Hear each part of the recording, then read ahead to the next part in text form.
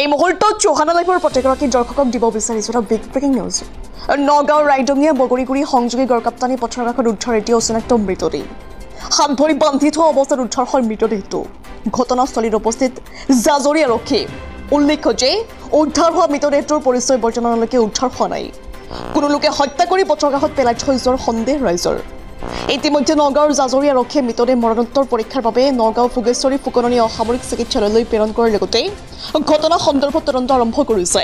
মানে ৰাতিপুৱা আমি যেতিয়া ৰাস্তাত মৰ্ণিং ৱাক কৰিব আহিছোঁ তেতিয়া আমাৰ এই ৰাস্তাত অহা যোৱা কৰা মানুহ দুজনীয়ে ক'লে বোলে ইয়াত মানুহ এটা পৰি আছে। তাৰপিছত আমাক খবৰ দিলে, আমি আহিলোঁ, আহি পেলাই দেখিলোঁ এটা অচিনাক্ত ল'ৰা এটা ৰাস্তা কিনাৰত পৰি আছে মৃত অৱস্থাত।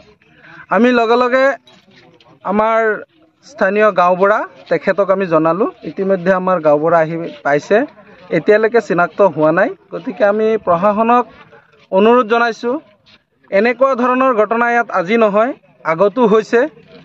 আমি সচেতন ৰাইজে জিলা আৰক্ষী অধীক্ষককো জনাইছোঁ, ইয়াত মদৰ ঘাটি আছে। ৰাতি ৰাস্তাৰ কিনাৰত মদ সকলো সময়তে চলি থাকে। জাজৰি আৰক্ষীও কেইবাদিনো আহি পেলাই উঠাই লৈ গৈছে। গতিকে আমি প্ৰশাসনক অনুৰোধ কৰিছোঁ যাতে এইবিলাক যিবিলাক অপকৰ্ম আছে সেইবিলাক কৰিব লাগে, ইয়াৰ পৰা নাইকিয়া কৰিব লাগে। আৰু যিহেতু এতিয়ালৈকে প্ৰশাসন আহি পোৱা নাই, অতি সোনকালে আহি এই মৃত ক'ৰ পৰা আহিল বা কেনেকৈ আহিল এইটো ইনভেষ্টিগেশ্যন কৰিব লাগে বুলি আমি ৰাইজে দাবী জনাইছোঁ।